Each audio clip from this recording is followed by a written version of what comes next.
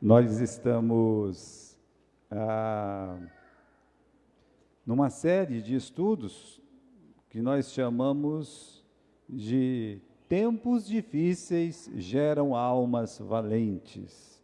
Esse é o nosso tema, domingo à noite. Tempos difíceis geram almas valentes. E hoje eu convido você para abrir no livro de 2 Reis, capítulo 6. Na semana passada, nós falamos sobre Naamã curando feridas. E hoje eu gostaria de, nesse texto aqui, no capítulo 6, nós vamos começar a ler no versículo 14.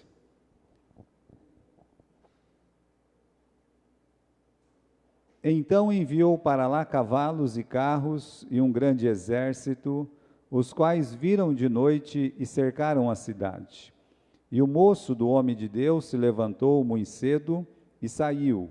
E eis que um exército tinha cercado a cidade com cavalos e carros. Então o seu moço lhe disse: Ai, meu senhor, o que faremos? E ele disse: Não temas, porque mais são os que estão conosco do que os que estão com eles. E orou Eliseu e disse: Senhor, peço-te que abras os olhos deste moço, para que veja. E o Senhor abriu os olhos do moço, e viu, e eis que o monte estava cheio de cavalos e carros de fogo ao redor de Eliseu. Então, irmãos, você que está em casa, fique com a sua Bíblia aí, aberta no capítulo 6 de 2 Reis, e os nossos irmãos, a mesma coisa aqui, né? Porque nós estamos nesse tema que, para mim, é um tema muito importante pelos dias que nós estamos vivendo. Tempos difíceis geram almas valentes. E hoje eu gostaria de falar para vocês que o que os valentes veem em tempos difíceis, ou melhor, a visão dos valentes, a visão dos servos de Deus em tempos difíceis. Como é que deve ser a nossa visão?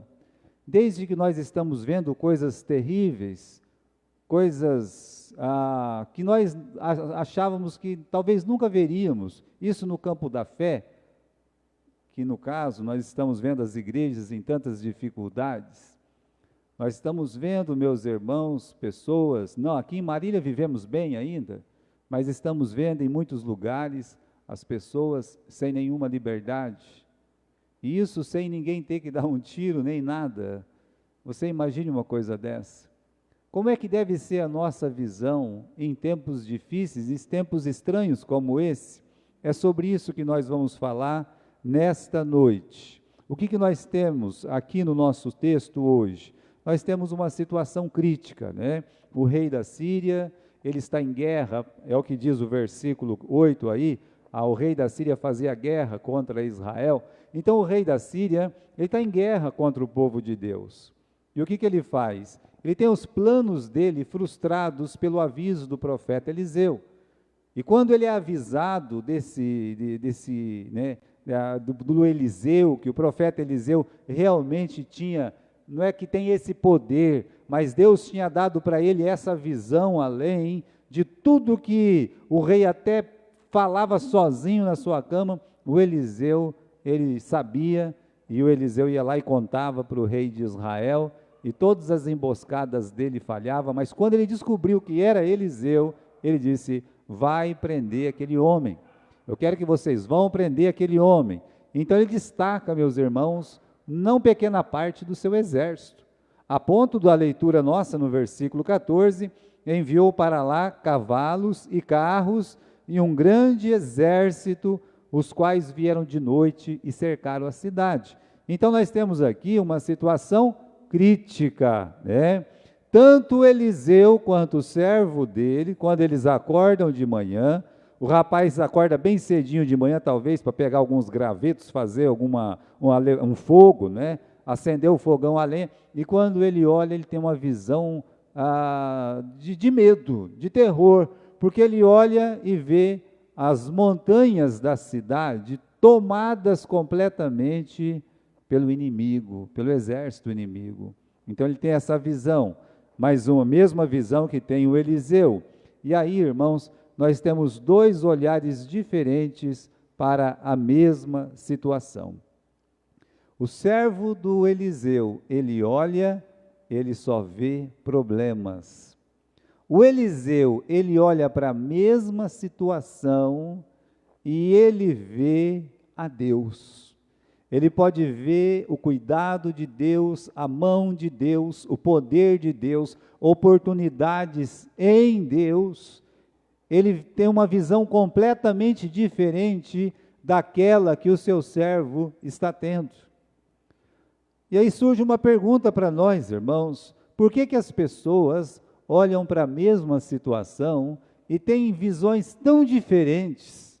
Por que isso acontece? Pessoas na mesma condição com visão tão distinta. Se a gente pegar o Jacó com o Esaú, né?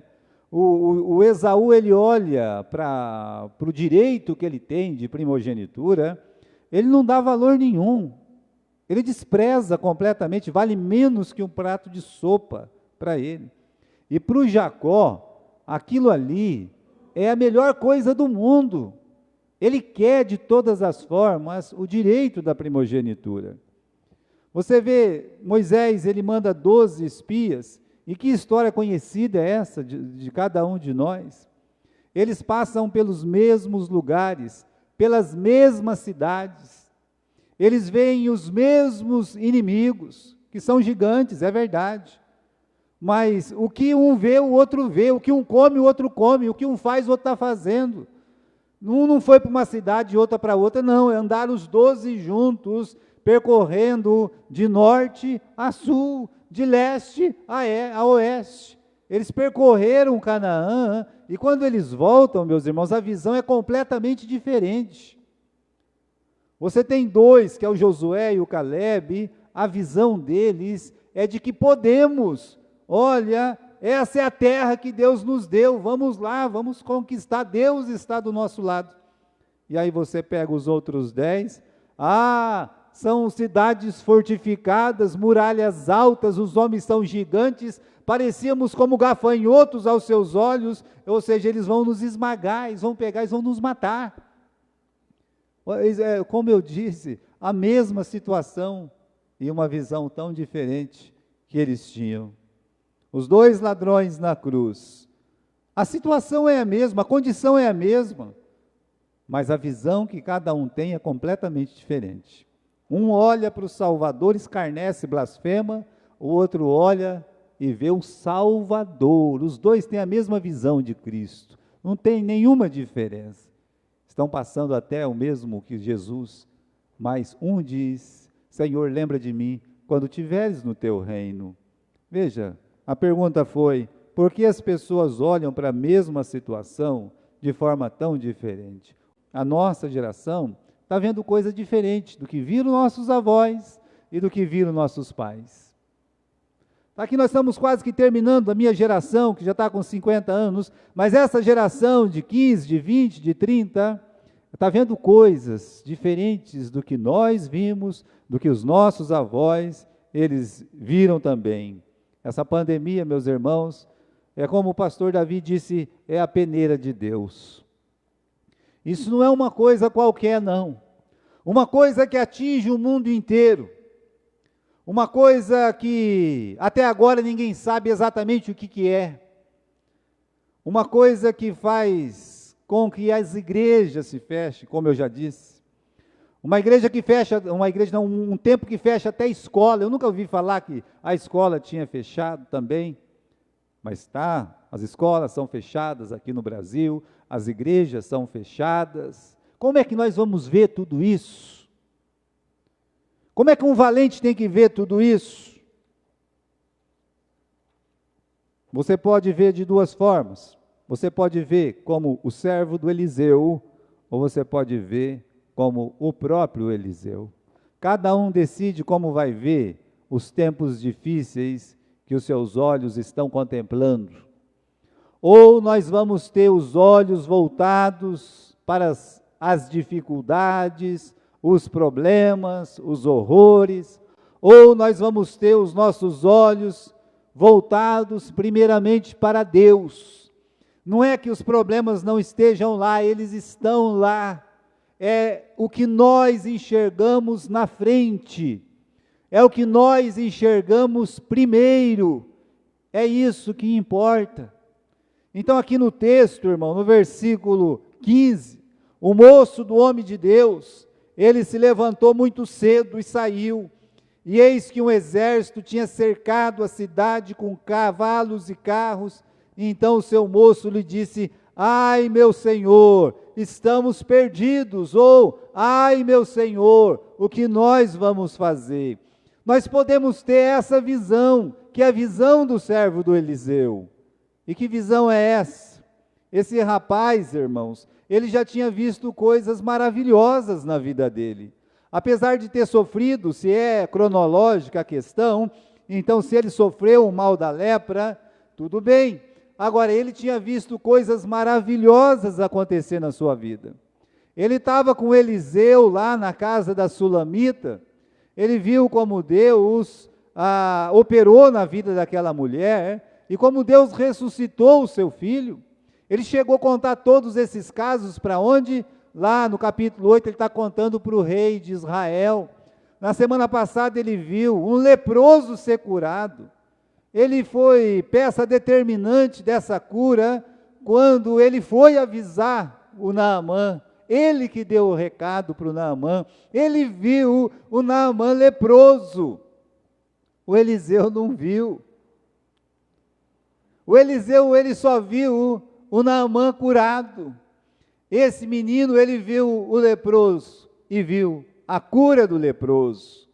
Então ele já tinha visto coisas maravilhosas. Agora, nessa situação crítica aqui, ele se esquece de tudo isso. Ele se esquece do que ele já viu. E ele então só vê problemas, só problema. Foca os olhos na cavalaria do inimigo. Está vendo carros, está vendo cavaleiros, está vendo olhos com ódio, pessoas mordendo, meus irmãos, os seus lábios de raiva, de ira, querendo descer daquele monte e assaltar aquela casa de qualquer jeito para pegar o profeta e pegar ele também, que era servo do profeta. Então ele só vê problema, ele só vê o mal, ele só pode ver o inimigo, porque os olhos dele estão focados exatamente nisso, está focado no mal, está focado naquilo que é ruim, naquilo que está acontecendo de ruim. E como é que uma pessoa dessa, com um foco desse, como é que uma pessoa dessa pode fazer diferença num mundo tomado pela pandemia? Ele cheio de medo, ele cheio de desespero, está lá num beco sem saída. Eu digo para vocês, irmãos, que o servo do Eliseu, ele está vendo exatamente o que o inimigo queria que ele visse. Isso deve ser um alerta para nós, de ver exatamente o que o inimigo quer que nós vejamos. Olha, eu quero que o Gilberto olhe exatamente isso aqui. Ele promove uma situação, uma circunstância, e ele quer que você fique com seus olhos, porque o seu coração vai seguir os seus olhos. E quando o nosso coração segue os nossos olhos, ou é para o bem, ou é para o mal. E é o que está acontecendo aqui. Ele enxergou apenas o que o inimigo queria que ele visse. O rei da Síria, meus irmãos, ele é o mestre, ou um mestre do blefe. Ele daria um excelente jogador de cartas. Ele ia blefar o tempo todo no jogo de truco que fala, não é? Ele estudava os seus oponentes, ele ficava lá pensando, conhecia suas fraquezas, ele tinha alvos a ser alcançado quando ele fazia uma guerra. Ele está aqui no capítulo 6, mas nós conhecemos ele desde o capítulo 20, quando ele vai e faz o cerco de Samaria. Estamos falando de Ben-Hadad II, esse é o nome desse rei. É uma pessoa, meus irmãos, completamente maquiavélica. É uma pessoa do mal mesmo, é um inimigo a ser vencido, porque ele pensa no que nós vamos fazer. Ele pensa onde nós vamos passar. ele pensa, ele fala por nós, porque ele sabe as nossas fraquezas. Ele foi fazer guerra contra Israel, e ele foi surpreendido, porque foi derrotado por Acabe, acredite nisso, foi derrotado por Acabe. E sabe o que aconteceu? Ele disse assim, olha, nós fomos derrotados por quê? Alguém disse, é porque o Deus deles é do monte, vamos lutar com eles lá na Baixada, lá no vale, lá a gente ganha. Ó, como é que ele muda de tática? Então vamos mudar, né? Vamos parar de brigar lá em cima, vamos brigar aqui embaixo. Aí ele apanhou de novo. Quando ele apanhou, fugiu. E ele disse, agora eu estou perdido, né? Porque eles vão me pegar, vão me matar. Aí alguém disse, ô rei, os reis de Israel, de Judá, são os reis piedosos. É só se entregar que eles não matam a gente, né? Não é que ele fez isso? Foi lá com aquela cara de coitado, né?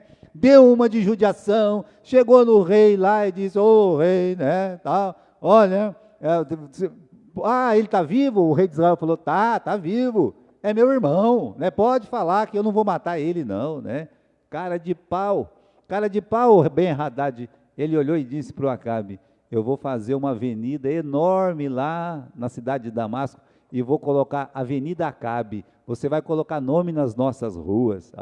Viraram irmãos os dois, sabe? Teve uma outra guerra, e naquela outra guerra, o Ben-Hadad disse, olha, eu não quero que vocês matem ninguém, eu só quero que vocês matem uma pessoa. Quem que era a pessoa? Aquela pessoa que tinha poupado a vida dela.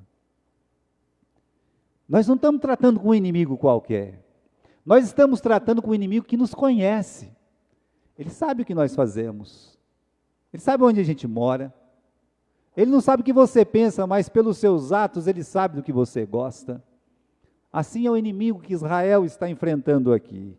E o servo de Eliseu, ele é refém dos seus olhos. Quando ele passa a ver, meus irmãos, os horrores que o Ben-Hadad mostra para ele. E como eu disse, como uma pessoa assim, ele pode ser útil em dias difíceis. Se ele é manipulado pelo inimigo, se ele é vencido pelo inimigo, como é que ele vai ser útil, meus irmãos? Então um valente não pode ser útil se ele é dominado, se ele é vencido, se ele só enxerga o que o inimigo quer que ele veja. E em tempos difíceis, irmãos, a visão, ela se turba. Um dos problemas de tempos difíceis, angustiosos, é a falta de visão. As pessoas perdem a visão, não conseguem enxergar direito, não conseguem enxergar com os olhos de Deus. E eu não estou falando isso de ímpios apenas, eu falo isso dos crentes, dos servos de Deus. Olha aqui o caso no versículo 15, o moço aqui só enxerga problema, só problema, porque ele só vê o que o inimigo quer que ele veja. É por isso que lá em casa nós não estamos mais assistindo jornal, já faz tempo, já faz um ano. Eu não quero ver só o que o inimigo quer me mostrar. Mas se você quiser, você pode se alimentar com isso. Mas você pode viver em paz. Você só vai poder ajudar almas, pessoas nessa pandemia, se você parar de olhar para aquilo que o inimigo quer que você veja, que você enxergue. Porque senão você não vai ter paz para orar, você não vai poder ter paz para viver. Como é que você vai orar? Como é que você vai clamar a Deus, se a tua mente, se o teu coração está tomado pela visão do inimigo, que ele está enxergando só o que ele mostra para você, só o mal, só problema, só problema. Em tempos difíceis, o inimigo faz de tudo para que todos estejam em desespero. Um mundo em desespero é tudo o que ele quer, porque um mundo em desespero é um mundo fácil de ser controlado, de ser dominado. Sabe, em guerra tem muito isso. Tem exemplos na Bíblia sobre isso. Tem aquele som, aquele horror, aqueles gritos e coisa e tal, sabe? Né? E aí o outro lado se assusta. Acho que eles estão em bastante, hein? Não sabe quanto que estão, está de noite. Então vamos fugir. Não é isso que aconteceu com o exército da Síria? Não é isso que aconteceu com o exército de Amon, de Moabe? É o que aconteceu. Por quê? Porque eles ficam aterrorizados. Nós devemos entender, meus irmãos, que o inimigo, ele pensa antes de agir. No começo do capítulo 6 aqui, no versículo 8, o inimigo, ele está com um plano diferente desse do versículo 15. Olha, ele está armando ciladas, emboscadas. Só não funcionou, como eu disse, porque Eliseu revelava tudo. Ou seja, Eliseu avisava o rei, olha, cuidado com a emboscada, cuidado com a cilada. Eu digo uma coisa, irmãos, quando nós ouvimos os conselhos de Deus, nós nos livramos das emboscadas do inimigo, como ela é colocada no versículo 8. Se você ler comigo, o rei da Síria fazia guerra a Israel e consultou seus servos, dizendo, em tal e tal lugar estará o meu acampamento. E tem coisa que o inimigo não quer que você veja, e quer que você vá até lá para que você seja apanhado. E Eliseu avisou, não vá para lá, rei, porque senão você vai ser apanhado. E o rei, mesmo sendo um ímpio, ele não foi, ele acabou não sendo apanhado, porque ele escutou os avisos de Deus. Meus irmãos, nós só caímos em emboscadas porque nós não ouvimos os conselhos de Deus. Mas aqui ele muda de tática. Nessa história, meus irmãos, ele aparece com um monte de soldado, com um monte de espada, cavalos e cavaleiros, com o terror, ou seja, ele quer se impor pelo medo. É diferente de uma emboscada. Olha, o inimigo às vezes trabalha com emboscada, mas eu acredito que nesse tempo de pandemia, ele está exatamente fazendo o que ele fez com Eliseu e o seu servo, se impondo pelo terror, se impondo pelo medo, aquela visão assustadora das coisas. É assim que ele está se manifestando nesses tempos difíceis que nós estamos vivendo. Tem aquele personagem histórico, meus irmãos, do cangaço, Lampião. Olha, o Virgulino Ferreira, né, como fala. É incrível que ele trabalhava dessas duas formas, é os dois jeitos dele trabalhar. Ele trabalhava com emboscadas, sabe? Ele se escondia para que quando as milícias tentavam pegar ele pegava a milícia de surpresa. A ponto de mandar todo mundo vestir o sapato do lado errado. Para quê? Para que quando eles estivessem andando para frente, tivesse a impressão que eles estivessem andando para trás. E aí se escondia na mata e pegava todo mundo escondido. Matava, era uma matança só. Mas não era a única forma dele atacar. Quando ele atacava, quando ele matava, era comum ele arrancar a cabeça, da cabeça arrancar os olhos, e do corpo e cortar, assim, picar mesmo o corpo dos seus inimigos ali para ele, não é? E sabe o que ele fazia com os pedaços? Ele espalhava pelas praças, espalhava pelas ruas, por onde as milícias iam passar. Agora você imagine, a milícia passando e vendo a cabeça de um, o pé do outro, já vai com medo, vocês estão entendendo? Era o jeito de trabalhar, de aterrorizar. Então o inimigo sabe o que ele está fazendo, a gente tem que lembrar que ele pensa antes de agir, ele tem um alvo. Nós estamos falando de Ben-Hadad, no capítulo 20, eu quero que você abra comigo lá, em 1 Reis, no capítulo 20, versículo 3, e aí você vai ler comigo qual era o alvo desde o começo de Ben-Hadad. O rei não mudou, é o mesmo rei. O propósito dele de destruir o povo de Deus não mudou, mas ele tem um alvo. Olha aqui no capítulo 20 e no versículo 3. Capítulo 20, versículo 3. Disse Ben-Hadad para o Acabe, né, depois de cercar a cidade, olha, a tua prata, o teu ouro são meus, as tuas mulheres e os melhores filhos são meus. Ele está falando, olha, eu quero o teu dinheiro, eu quero as tuas mulheres, eu quero os teus filhos, ou seja, eu quero o que você tem e eu quero a sua família. É isso que o inimigo quer.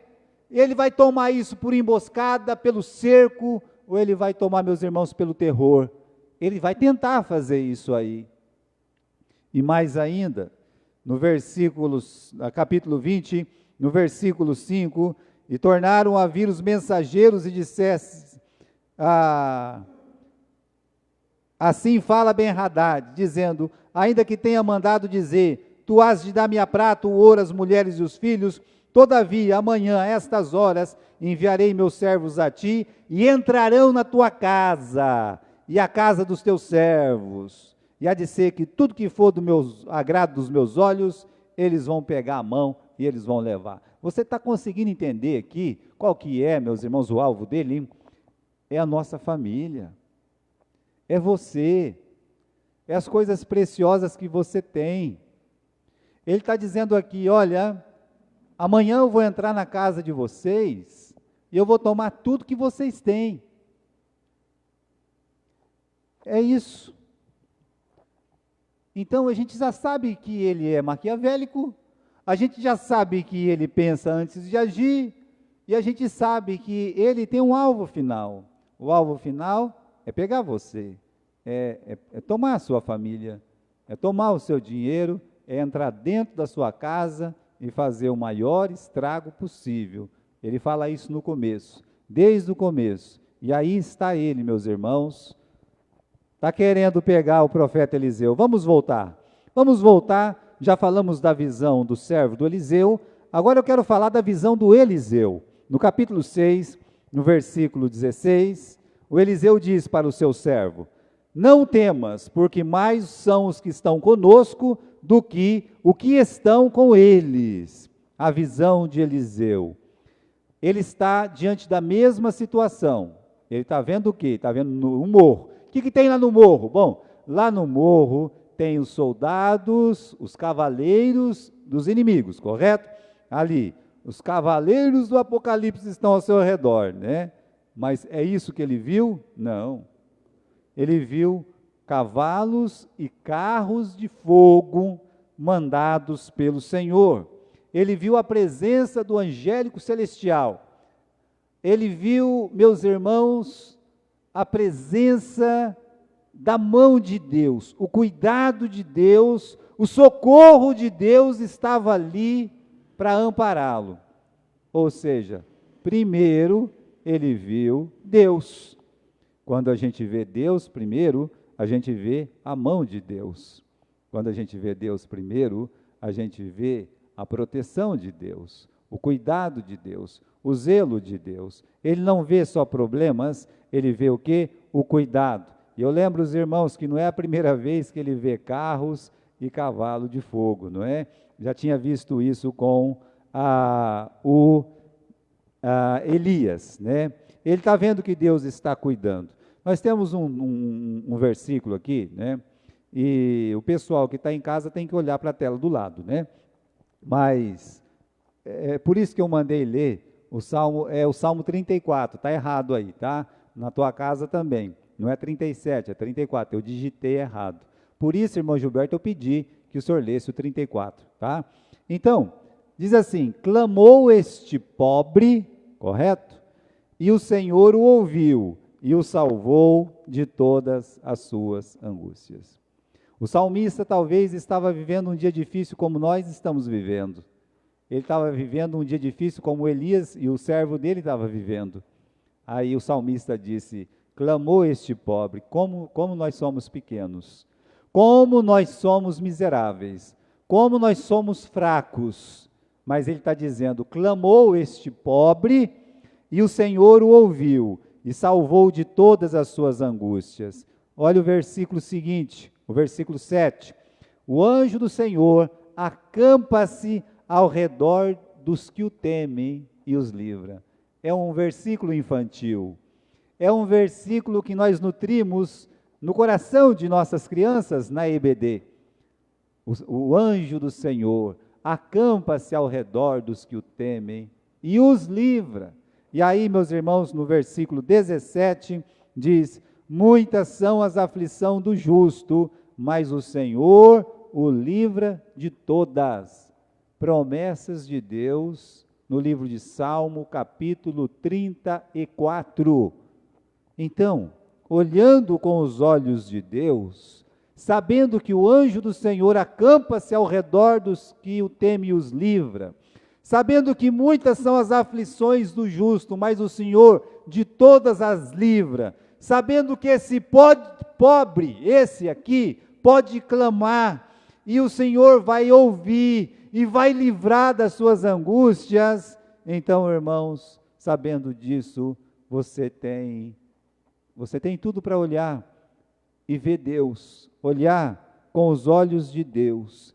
E quando a gente deixa de focar no inimigo, na desgraça, no problema, no horror, na culpa, no medo, quando você deixa de focar, sabe o que vai acontecer? Você vai ver o que o Eliseu viu. Você vai ver o que Deus quer que você veja. E aí você vai poder ajudar almas angustiadas. Olha, irmãos, versículo 16, ele disse: não temas, porque mais são os que estão conosco do que os que estão com eles. O menino não entendeu, então ele disse: Senhor, eu peço que o Senhor abra os olhos para que veja. O Senhor abriu os olhos do moço, e o monte estava cheio de cavalo, carro de fogo, ao redor de Eliseu. Eu lembro vocês, irmãos, que não foi preciso os cavalos e os carros de fogo descerem, tá? Nenhum carro de fogo, nenhum cavalo de fogo desceu. Os anjos não vieram com as espadas inflamantes para acabar com tudo. Não, nada disso aconteceu. Nada disso.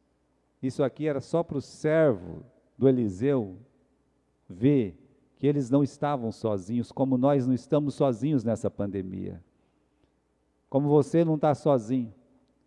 Para ver que Deus está do lado. E que ai do inimigo se ele se atrever a fazer uma coisa que Deus não permite.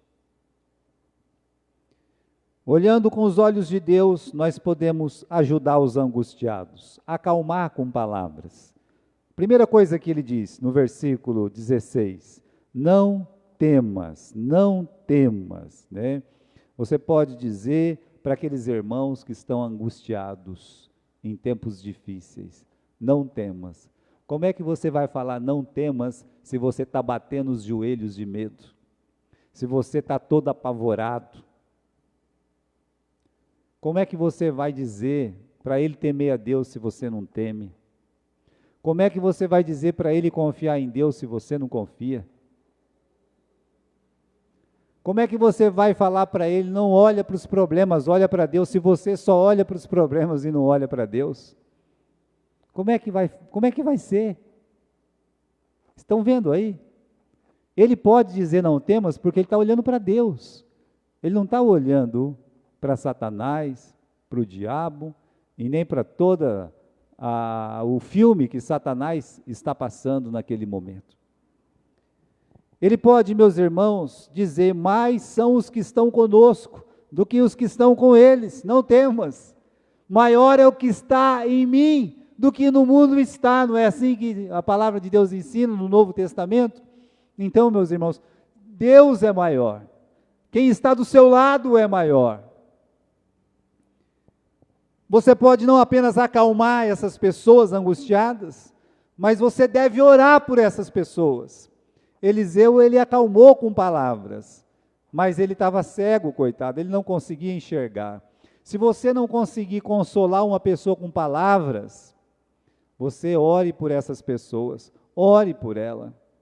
Ela precisa de oração, nós devemos orar uns pelos outros na igreja. Mas olha aqui, meu querido irmão, em tempos difíceis devemos ser agentes usados pelo Espírito Santo para acalmar os corações. E corações desesperados precisam muito de oração. Há muitos irmãos desesperados que estão precisando que você ore por ele hoje, nesse momento. Então ore, gaste tempo da sua vida em oração, e aí peça para que Deus abra os seus olhos, para que vejam o poder de Deus, para que veja que Deus está ali, que Deus está ao lado, que Deus está acampado ao lado. Lembre disso, meus irmãos, porque nós precisamos disso. Nós precisamos acalmar com palavras, nós precisamos orar, e tem muito irmão que só está vendo o que o diabo quer que veja. Tem muito irmão que só está falando o que o diabo quer que fale. Tem muito irmão que está entregando os pontos. Eles precisam de uma palavra de conforto. Eles precisam de oração. Eles precisam que você peça para que Deus abra os seus olhos. É muito importante isso. Não é para você se gabar, não. Porque você pode ficar nessa situação. Eu posso ficar nessa situação também. E eu espero que alguém me acalme com palavras. Ore por mim. Peça para que Deus abra os meus olhos. Às vezes a preocupação e o medo são tantos que nós não conseguimos ver Jesus. No livro de Lucas nós temos os 2 discípulos de Emaús que estão tristes, que estão acabados, sabe? Eles estão caminhando lá para Emaús, né? E completamente derrotados em sua vida espiritual, por causa da morte de Jesus. Aí Jesus aparece e conversa com os dois. O que está acontecendo, que vocês estão todos chorando aí, está tudo triste? Você não está sabendo o que aconteceu? Não estou sabendo não, né? Do Jesus de Nazaré, que as autoridades mataram ele, a gente até pensava, né, que não ia ser desse jeito, quer dizer, estava com um pensamento diferente, viram que Jesus foi morto na cruz, abalou eles de tal forma que eles estão voltando desiludidos, desamparados para casa, entristecidos. Olha, e Jesus está do lado deles, Jesus está conversando com eles. Irmãos, a tristeza era tanta que eles não reconheceram Jesus do lado deles. É possível caminhar com Jesus sem reconhecer que Ele está do lado. É o que está acontecendo. Eu não estou falando de uma coisa que não acontece. Eu estou falando que é possível um crente, sabendo, olha, Jesus está com ele, está conversando com ele, não temas, estou contigo, e ele não reconhecer a presença de Jesus, tamanha a cegueira, tamanho os olhos que ele colocou no problema, só podia pensar que não tinha mais solução a morte de Jesus. Quando a cegueira espiritual é grande, a presença de Jesus não traz alegria. Jesus precisou abrir os olhos deles para que eles pudessem ver. Mas veja, às vezes a preocupação e o medo é tanto que a gente não consegue ver o óbvio, não consegue ver o óbvio para o cristão, não consegue ver Deus, não consegue ver Jesus. Em tempos difíceis, os valentes veem Deus primeiro. E nós temos que ser valentes que vê Deus primeiro. Olhando com os olhos de Deus, meus irmãos, nós podemos fazer o quê? Ajudar o irmão que está desesperado? Podemos. Orar por ele? Podemos. Mas nós podemos fazer muito mais do que isso. Olhando com os olhos de Deus, nós podemos mudar a situação caótica. Vamos continuar o texto para a gente terminar? Versículo 18. E como desceram a ele, então os inimigos desceu, né, para pegar o Eliseu e o seu servo. Eliseu orou ao Senhor e disse: Fera, peço-te esta gente de cegueira, e feriu de cegueira conforme a palavra de Eliseu. Então Eliseu lhes disse: Não é este o caminho, nem é esta a cidade. Segue-me, e guiar-vos-ei ao homem que buscai. E guiou-os a Samaria. E sucedeu que, chegando eles a Samaria, disse Eliseu: Ó Senhor, abre a estes os olhos para que vejam. O Senhor lhes abriu os olhos para que vissem, e eis que estavam no meio de Samaria.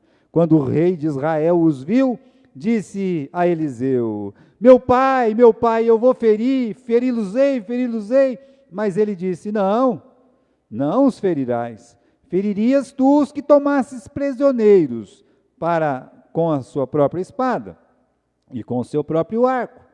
Põe-lhes diante de pão e água, para que comam e bebam, e se vão para o seu senhor. E apresentou-lhes um grande banquete, e comeram e beberam, e despediu, e foram para o seu senhor, e não entraram mais tropas dos sírios nas terras de Israel. Você está lendo aí o que está escrito acima? Olhando com os olhos de Deus, nós podemos fazer o quê?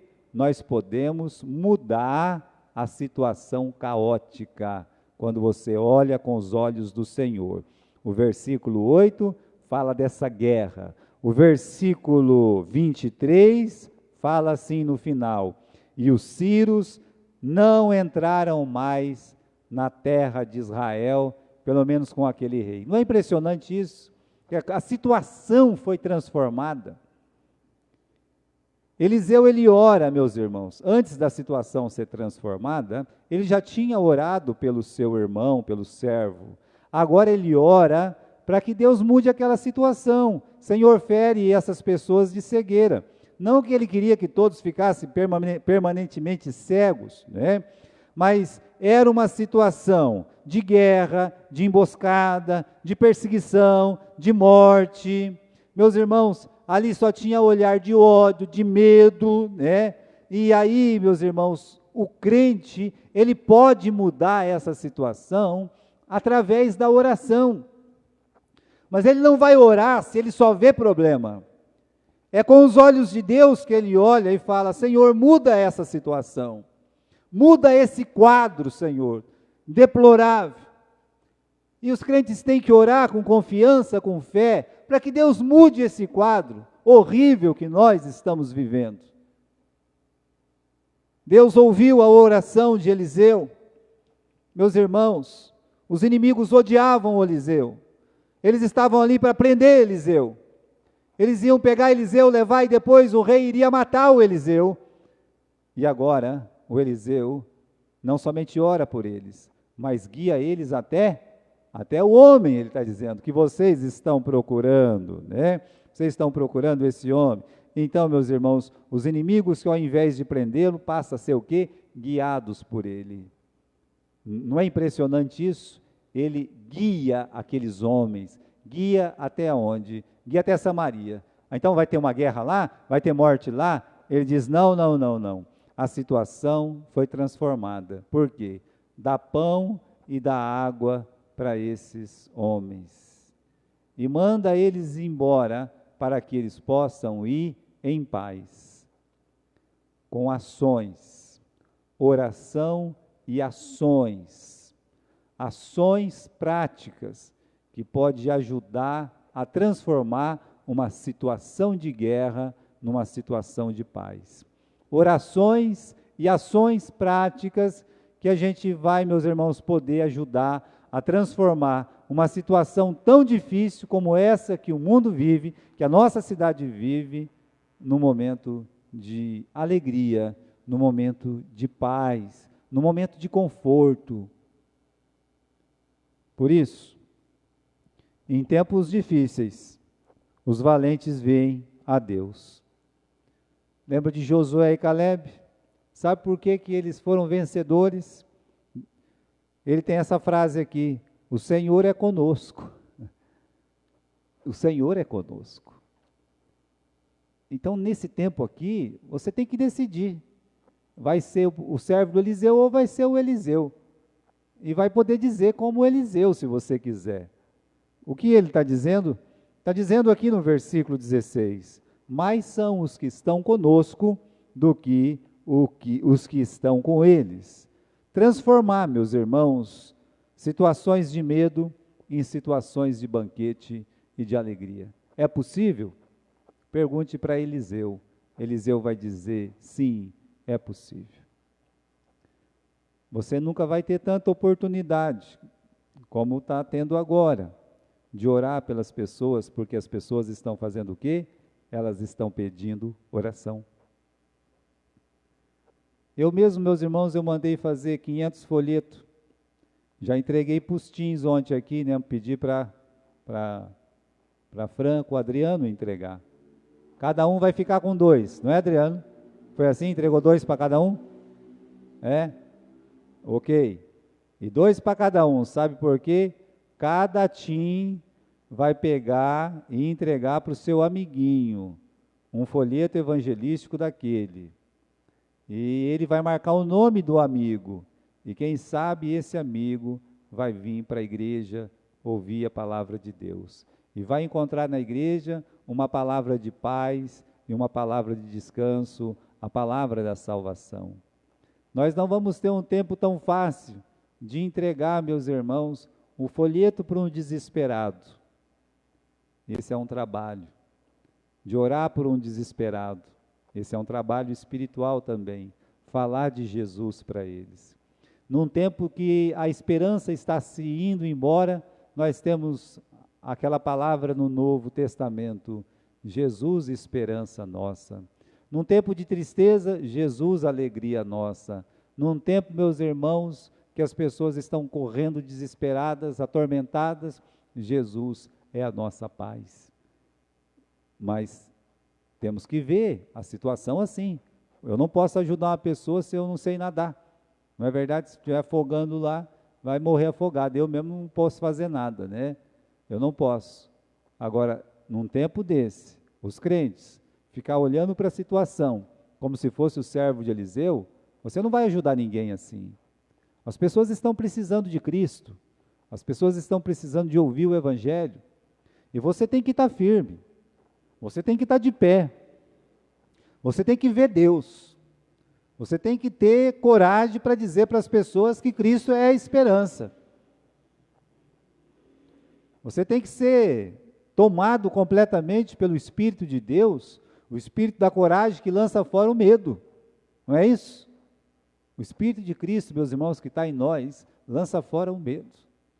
E é um tempo da gente lançar fora esse medo e anunciar a Jesus Cristo para essas pessoas que estão desesperadas. Amém?